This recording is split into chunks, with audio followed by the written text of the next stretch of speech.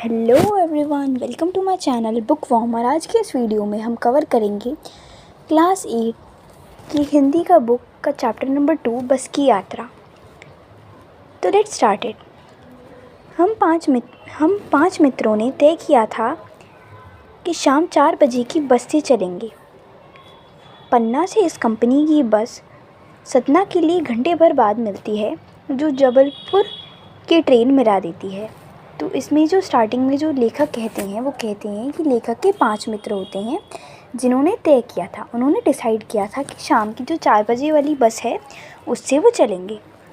पन्ना से इसी कंपनी की बस सतना के लिए घंटे भर बाद मिलती है, जो जबलपुर को ट्रेन मिला देती है। तो ये जो लेखक हैं वो अभी पन्ना में हैं और पन्ना से ये जो बस है वो सतना के लिए घंटे भर बाद मिल जाएगी, जो कि जबलपुर एक जगह है वहाँ की ट्रेन को मिला देती है। सुबह घर पहुंच जाएंगे। हम में से 2 को सुबह काम पर हाजिर होना था, इसलिए वापसी का यही रास्ता अपनाना ज़रूरी था। तो जो लेखक होते हैं वो बताते हैं कि अगर वो इस बस से जाएंगे तो वो सुबह तक अपने घर पहुंच जाएंगे। और उनके 5 दोस्तों में से 2 दोस्त ऐसे हैं जिन्हें सुबह काम पर जाना है, इसीलिए वापसी का यही रास्ता अपनाना ज़रूरी था। तो ये यहाँ पे कारण बताते हैं, रीज़न बताते हैं कि उन्हें इस बस से सफ़र क्यों करना पड़ रहा था। लोगों ने सलाह दी कि समझदार आदमी शाम वाली बस से सफ़र नहीं करते। क्या रास्ते में डाकू मिलते हैं? नहीं, बस डाकिन है। तो जो लोग होते हैं, जो रिश्तेदार होते हैं, सभी लोग कहते हैं कि जो आदमी समझदार होता है वो कभी भी शाम वाली बस से सफ़र नहीं करता। क्या रास्ते में डाकू मिलते हैं? तो जो लेखक हैं वो पूछते हैं कि रास्ते में डाकू मिलते हैं क्या? बस को देखा तो श्रद्धा उमड़ पड़ी। खूब वयोवृद्ध थी। तो जब लेखक और उनके दोस्तों ने बस को देखा तो बहुत ही ज़्यादा दया आ गई उस बस को देखकर। खूब वयोवृद्ध थी। वयोवृद्ध का मतलब होता है बहुत ही ज़्यादा बूढ़ी, बहुत ही ख़राब हालत में, सदियों के अनुभव के निशान लिए हुई थी। इसका मतलब है कि ऐसा उस बस को देखकर ऐसा लगता था कि वो कई सालों से चलती आ रही है और उसे बहुत ही ज़्यादा अनुभव यानी कि एक्सपीरियंस बहुत है। लोग इसीलिए इससे सफ़र नहीं करना चाहते कि वृद्धावस्था में इसे कष्ट होगा।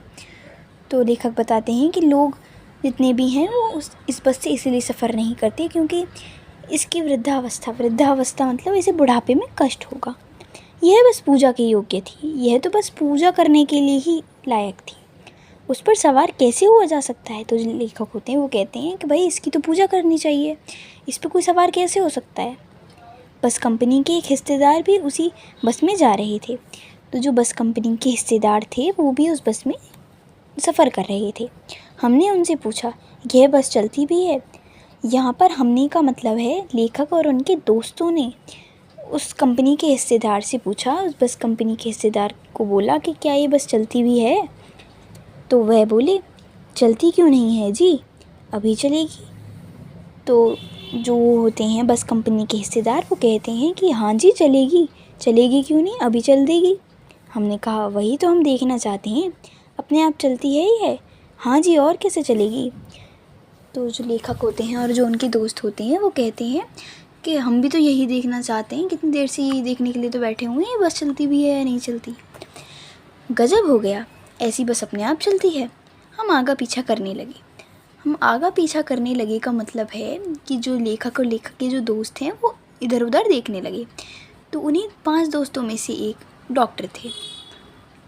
तो डॉक्टर मित्र ने कहा, डरो मत, चलो, बस अनुभवी है, नई नवेली बसों से ज़्यादा विश्वसनीय है, हमें बेटों की तरह प्यार से गोद में लेकर चलेगी।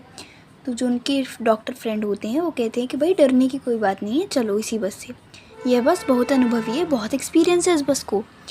नई नवेली मतलब जितनी भी नई बसें हैं ना उनसे ज़्यादा विश्वसनीय मतलब भरोसे लायक है, हमें बेटों की तरह प्यार से गोद में लेकर चलेगी और हमें बहुत प्यार से हमारा सफ़र कट जाएगा। हम बैठ गए। जो छोड़ने आए थे वे इस तरह देख रहे थे जैसे अंतिम विदा दे रहे हैं। तो जितने भी रिश्तेदार होते हैं वो लेखक और उनके दोस्तों को छोड़ने के लिए आ गए और जो रिश्तेदार थे वो ऐसे देख रहे थे कि जैसे वो ना अंतिम विदा मतलब इसके बाद वो उनसे कभी मिल ही नहीं पाएंगे, वो मर जाएंगे, इस तरीके से देख रहे थे। उनकी आंखें कह रही थी, आना जाना तो लगा ही रहता है, जो आया है सो जाएगा, राजा रंग फ़कीर। आदमी को कूच करने के लिए एक निमित्त चाहिए। तो ये जो लाइन है इसका मतलब है उनकी आँखें, उनकी आँखों का मतलब है यहाँ पे आना जाना तो लगा ही रहता है, जो आया है सो जाएगा। यहाँ से आना से लेकर निमित्त चाहिए तक का मतलब ये है कि जो उन्हें छोड़ने आए थे वो ऐसा लग रहा था उन्हें देख के कि उनकी आंखें कह रही हों कि भाई आना जाना तो ज़िंदगी में लगा रहता है। अब जो ज़िंदगी में आया है, जो पैदा हुआ है, वो मरेगा भी। अब चाहे वो राजा हो, रंक हो, फ़कीर यानी कि गरीब हो, आदमी को कुछ करने के लिए एक निमित्त चाहिए। आदमी को बस चलने के लिए जगह चाहिए। इंजन सचमुच स्टार्ट हो गया, ऐसा जैसे सारी बस ही इंजन है और हम इंजन के भीतर बैठे हैं। तो जो लेखक होते हैं वो बताते हैं कि जो बस का इंजन है वो चालू हो गया और ऐसा लग रहा था जैसे बस ही पूरी इंजन हो और लेखक और उनके दोस्त बस के इंजन के भीतर बैठे हों। कांच बहुत कम बचे थे, जो बचे थे उनसे हमें बचना था। तो जो बस थी उसकी हालत इतनी ख़राब थी कि उसके जो कांच थे वो भी टूट गए थे खिड़की के। तो यहाँ पे लेखक बताते हैं कि कांच बहुत ही ज़्यादा कम बचे थे और जो बचे थे हमें उनसे बचना था। हम फ़ौरन खिड़की से दूर सरक गए। लेखक हैं वो खिड़की से दूर आके बैठ गए। इंजन चल रहा था, हमें लग रहा था कि हमारी सीट के नीचे इंजन है। तो जो इंजन है वो चल रहा था और लेखक को ऐसा लग रहा था कि जो सीट है उसी के नीचे इंजन रखा हो। ज़्यादा बड़ा नहीं है चैप्टर। बस सचमुच चल पड़ी और हमें लगा कि यह गांधी जी के असहयोग और सविनय अवज्ञा आंदोलनों के वक्त अवश्य जवान रही होगी। तो जब बस चली तो लेखक को लगा कि गांधी जी के समय की होगी, जब गांधी जी थे और आंदोलन में भी इसका बहुत ही ज़्यादा हाथ होगा, बहुत ही ज़्यादा इसकी मेहनत होगी। उसे ट्रेनिंग मिल चुकी है। हर हिस्सा दूसरे से असहयोग कर रहा था। पूरी बस सविनय अवज्ञा आंदोलन के दौर से गुजर रही थी। सीट की बॉडी असहयोग चल रहा था। तो यहाँ पर लेखक बताते हैं कि उसे ट्रेनिंग मिली हुई थी क्योंकि वो गांधी जी के समय की थी। मतलब पक्का नहीं है पर उस बस की हालत को देखकर लेखक ऐसा कह रहे थे कि वो ज़रूर गांधी जी के समय की रही होगी। अब सीट का बॉडी से असहयोग चल रहा था। कभी लगता सीट बॉडी को छोड़कर आगे निकल गई है और कभी लगता कि सीट को छोड़कर बॉडी आगे भागी जा रही है। तो यहाँ पर सीट का बॉडी से असहयोग चल रहा था। इसका मतलब है कि जो सीट और जो बॉडी थी, सीट यानी कि जो बस की सीट थी, उससे बॉडी की लड़ाई चल रही थी। कभी तो ऐसा लगता सीट बॉडी को छोड़कर आगे जा रही है और कभी लगता कि बॉडी सीट को छोड़कर आगे भागी जा रही है। 8-10 मील चलने पर सारे भेदभाव मिट गए। यह समझ में नहीं आता था कि सीट पर हम बैठे हैं या सीट हम पर बैठी है। तो जब वो बस चली आगे और 8-10 मील चले वो लोग, तो ऐसा लगने लगा कि समझ ही नहीं आ रहा सीट पर लेखक बैठे हैं या लेखक भी सीट बैठी है।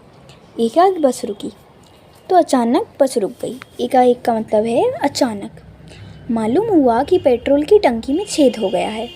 तो जब बस रुकी तो पता चला कि पेट्रोल की जो टंकी है उसमें छेद हो गया है। ड्राइवर ने बाल्टी में पेट्रोल निकालकर उसे बगल में रखा और नली डालकर इंजन में भेजने लगा। तो जो ड्राइवर हैं उन्होंने बाल्टी में पेट्रोल निकाल लिया और बगल में रखा हुआ और अपने साइड में रखा और नली डालकर इंजन में तेल भेजने लगा। और मैं उम्मीद कर रहा था कि थोड़ी देर बाद बस कंपनी के हिस्सेदार इंजन को निकालकर गोद में रख लेंगे और उसे नली से पेट्रोल पिलाएंगे, जैसे माँ बच्ची के मुंह में दूध की शीशी लगाती है। तो जो लेखक होते हैं वो ऐसी उम्मीद कर रहे थे, ऐसी आशा कर रहे थे कि जो बस कंपनी के हिस्सेदार हैं अब वो उस इंजन को निकालेंगे बस से और अपनी गोद में रख लेंगे और उसमें पेट्रोल डालेंगे, जैसे कि एक माँ अपने बच्चे को शीशी से दूध पिलाती है। बस की रफ़्तार अब 15-20 मील हो गई थी। मुझे उसके किसी हिस्से पर भरोसा नहीं था।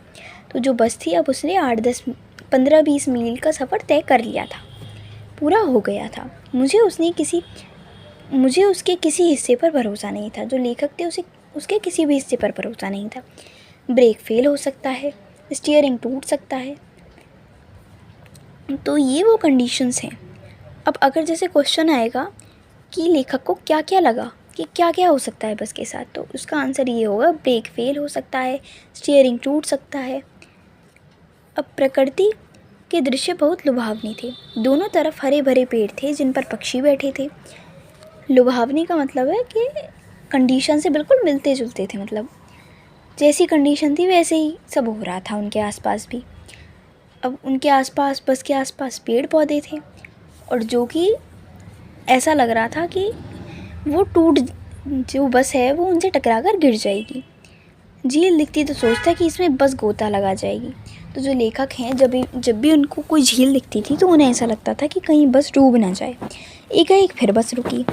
ड्राइवर ने तरह तरह की तरकीबें की पर वह नहीं चली। एकाएक फिर अचानक बस रुक गई। ड्राइवर ने बहुत तरीके लगाए पर वो बस चली नहीं। सविनय अवज्ञा आंदोलन शुरू हो गया था। कंपनी के हिस्सेदार कह रहे थे, बस तो फर्स्ट क्लास है जी, यह तो इत्तेफाक की बात है। तो जो कंपनी के हिस्सेदार थे वो कहने लगे अपनी बस को ढकने के लिए कि भाई ये तो बस तो बहुत बढ़िया है, पर आज तो तुक्के की बात है, तुक्का यानी कि इत्तेफाक है।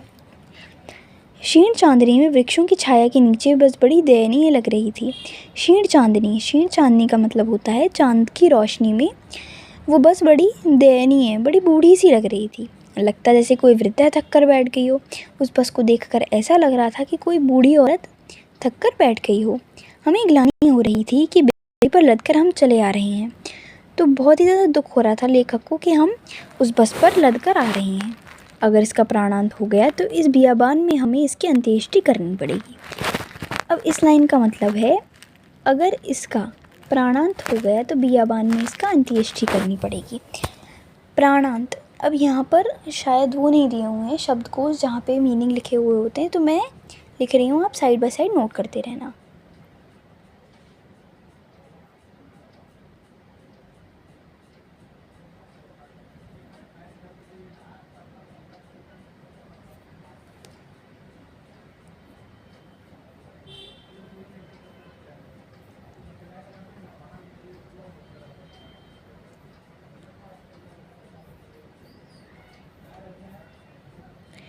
तो प्राणांत का मतलब होता है मर जाना और बियाबान का मतलब होता है जंगल। और अंत्येष्टि का मतलब होता है जैसे कोई मर जाता है तो उसे जलाया जाता है, उसे दफनाया जाता है। तो लेखक कहते हैं कि अगर ये बस यहीं मर गई, यहीं ख़राब हो गई, तो हमें तो इस जंगल में इसे जलाना पड़ेगा। हिस्सेदार साहब ने इंजन खोला और कुछ सुधारा। बस आगे चली, उसकी चाल और कम हो गई। तो जो हिस्सेदार थे उन्होंने उसका कोई पार्ट खोला और उसे सुधारा। फिर बस आगे चल दी, उसकी चाल और कम हो गई थी। तो जो बस थी उसकी जो स्पीड थी वो और कम हो गई थी। धीरे धीरे वृद्धा की आंखों की ज्योति जाने लगी। तो जो बस थी उसकी आंखों की जो ज्योति थी, जो रोशनी थी, वो जाने लग गई। चांदनी में रास्ता टटोल कर वह रेंग रही थी। आगे या पीछे से कोई गाड़ी आती दिखती तो वह एकदम किनारे खड़ी हो जाती और कहती, निकल जाओ बेटी, अपनी तो वह उम्र ही नहीं रही। तो जब भी कोई गाड़ी आती जाती तो वो बस रुक जाती एकदम से, और ऐसा लगता जैसे वो बस कह रही हो कि बेटा निकल जाओ, अब तो हमारी वो उम्र ही नहीं रही है जो हम तेज़ चलें। एक पुलिया के ऊपर पहुँचे ही थे कि एक टायर फिस करके बैठ गया।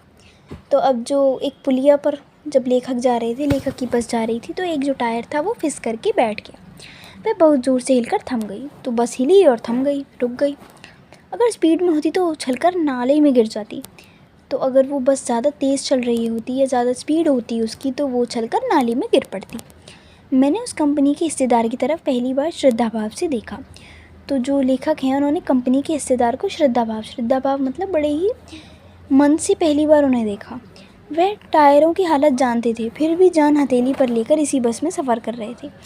अब जो कंपनी के हिस्सेदार थे वो टायर की, वो बस की हालत जानते थे, फिर भी अपनी जान हथेली मतलब अपनी लाइफ को रिस्क में डालकर फिर भी इसी बस में सफ़र कर रहे थे। उत्सर्ग की ऐसी भावना दुर्लभ है। सोचा, इस आदमी के साहस और बलिदान भावना का सही उपयोग नहीं हो रहा। इसे तो किसी क्रांतिकारी आंदोलन का नेता होना चाहिए। तो जो लेखक हैं वो सोचते हैं कि भाई इस आदमी के जो साहस है, जो बलिदान है, उसका ठीक यूज़ नहीं हो रहा है। इसे तो किसी क्रांतिकारी आंदोलन का नेता होना चाहिए। अगर बस नाले में गिर पड़ती और हम सब मर जाते तो देवता बाहें पसारे इसका इंतज़ार करते। अगर वो बस नाले में गिर पड़ती और सभी लोग मर जाते तो जो यमराज हैं वो अपनी बाहें खोल कर आते और उस आदमी से कहते, वह महान आदमी आ रहा है जिसने एक टायर के लिए प्राण दे दिए।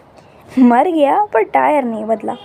तो जो देवता होते वो कहते कि भाई वो महान आदमी आ रहा है जिसने एक टायर के लिए अपने पूरी प्राण दे दिए। मर तो गया पर टायर नहीं बदला। दूसरा घिसा टायर लगाकर बस फिर चली। अब हमने वक्त पर पन्ना पहुंचने की उम्मीद छोड़ दी थी। एक और घिसा हुआ टायर लिया और उसे लगाया, और अब जो लेखक हैं उन्होंने वक्त पर पन्ना पहुंचने की उम्मीद छोड़ दी थी। पन्ना कभी भी पहुंचने की उम्मीद छोड़ दी थी। पन्ना क्या, कहीं भी कभी भी पहुंचने की उम्मीद छोड़ दी थी। तो जो लेखक होते हैं उन्होंने पन्ना ही कहाँ, कहीं भी और कभी भी कुछ भी पहुंचने की उम्मीद जो है वो त्याग दी थी। लगता था ज़िंदगी इसी बस में गुजारनी है और इससे सीधे उस लोक का प्रयाण कर जाना है। इस पृथ्वी पर उसकी कोई मंजिल नहीं है। हमारी बेताबी, तनाव खत्म हो गई और हम बड़ी इत्मीनान